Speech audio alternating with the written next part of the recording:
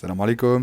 Aujourd'hui, je vous fais une vidéo sur mon voyage de 2 semaines en Égypte. Alors, je vais vous donner toutes les informations nécessaires pour un bon voyage là-bas. Ce que j'ai dépensé, où est-ce que j'ai logé, les activités à faire, les choses à ne pas faire. Si tu prévois un voyage en Égypte, enregistre pour plus tard. Moi, j'ai logé à El Gouna, un très bon quartier à 30 minutes de Hurghada. Mon hôtel, il était incroyable. C'était le Steinburger Golf Resort. Pour moi, l'hôtel, il avait tout ce que je recherchais. C'était calme, c'était grand, c'était beau. Il n'y avait pas beaucoup d'enfants. Le déjeuner était bon. Il y avait un spa, une salle de sport. Le service était excellent. Et on avait une super offre avec Corendon. On a payé 1200 pour 13 nuits. Pour ce qui est du quartier d'El Gouna lui-même, il n'y avait pas énormément, mais il y avait une petite villa assez sympa, on y mangeait très bien, il y avait aussi une marina assez chic où il y avait des bons restaurants, il y avait un supermarché, il y avait tout ce qu'il faut et c'était accessible en tuk-tuk. On a évidemment fait un tour à Hurghada, c'était beaucoup plus vivant qu'à El Gouna mais c'était un peu moins safe. Moi j'ai largement préféré El Gouna, mais ça valait le détour. Ensuite, première activité, faites le Luxor. Tout ce que je vous dis c'est accessible de El Gouna ou d'Hurghada. On avait négocié avec un chauffeur pour qu'il nous accompagne toute la journée pour 80 euros. Évidemment à la fin il a essayé de nous faire payer plus mais on s'est pas laissé faire. C'était 4 heures de route en voiture. On a démarré avec la vallée des rois. Avec le ticket d'entrée vous avez droit à visiter 3 tombeaux. Vous pouvez évidemment payer plus pour en faire plus. En tout cas c'était incroyable et je vous le conseille vraiment. Ensuite, on a rapidement fait le souk du Luxor, c'était très sympa. On a continué avec le temple de Karnak, où il y a plus de 130 colonnes, c'était incroyable. Ensuite, on a continué avec une balade sur le fleuve historique, le Nil. C'était le meilleur moment de la journée, ça faisait du bien après autant de marches. Évidemment, à la fin, malheureusement, le pilote a essayé d'augmenter le prix encore une fois, on s'est pas laissé faire. Deuxième activité, le Caire, à 5 heures de route en van de Hurghada et d'El Gouna. C'était très fatigant, mais ça en valait la peine. La vue du logement, elle était incroyable, vous pouvez en retrouver plein des comme ça sur Airbnb. L'hygiène n'était pas ouf, donc checkez bien les avis. Après une bonne douche, on a été déjeuner, vu qu'on avait voyagé de nuit. On a été dans mon quartier préféré au Caire, New Cairo, un quartier branché avec plein de bonnes adresses pour bien manger. Pour ce qui est du centre du Caire, c'est très intense, c'est très vivant. Il y a beaucoup de monde, il y a pas mal de choses qui se passent en même temps. C'était un peu surstimulant, mais ça valait le détour. Je préfère largement le quartier New Cairo. Pour ce qui est de la visite des pyramides, c'est assez intense, ça dépend à quelle saison vous la faites. Nous, on l'a fait en pleine nuit, mois de juillet, donc il fallait bien se protéger la tête et bien s'hydrater. On a évidemment visité une pyramide, c'était incroyable, c'était assez étroit, donc je conseille pas pour les claustrophobes et il fait très